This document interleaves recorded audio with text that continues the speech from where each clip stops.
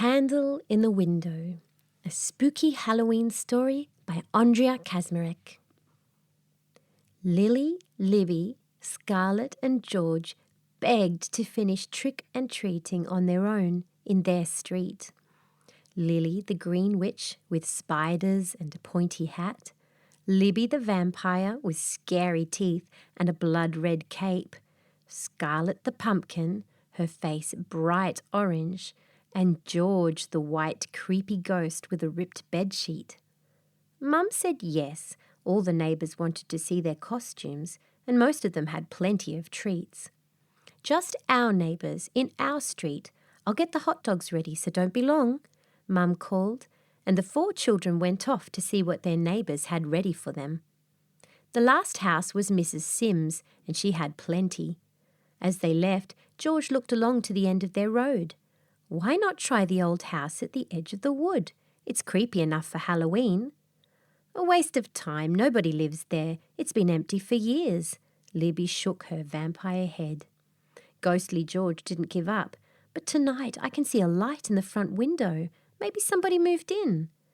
The 4 children all looked down the road to the big dark old house just outside the little wood at the end of their road. Lily squinted. Yeah, there is a light in the window. She laughed. Okay, George, we'll give the new people a little Halloween welcome to our street. Why did they feel a bit nervous as they opened the old iron gate? The gate creaked and they almost turned back. Sure enough, there was a light, a candle in a dirty jam jar in the dusty old downstairs window. Maybe they just moved in. Maybe the electricity isn't on yet. Scarlett sounded braver than she felt. The 4 trick-or-treaters stood close together at the front door. There was no bell, just a rusty old knocker covered in spiders' webs. Lily knocked. The sound was hollow and scary. A face appeared at the window, a thin old lady with straggly white hair. The candle in the jar made her look a little yellow and very old. Happy Halloween, the children mumbled in voices that were now no longer so sure that this was a good idea. But the old lady smiled a crooked smile and asked, "Who are you? Tell me your names." The children were polite and told their names, wishing the old lady a happy Halloween. All they wanted to do was to run. Apart from the pale yellow candle in the window, all around was pitch black. The trees in the garden looked twisted and strange, and the house even older and more broken down than it seemed to be from the street. "I have something for you, children," the old lady spoke slowly, and the candle flickered. Lily and Libby were holding hands tight. Scarlett and George were gripping each other's elbows. "I have so many apple trees in my garden." The old lady smiled, but it seemed kind of twisted in the candlelight. "Today I picked a basket full of the best and freshest apples." Her eyes fixed on each one of the children. Her eyes looked straight through them. "I hoped some children might come to visit me." The children nodded.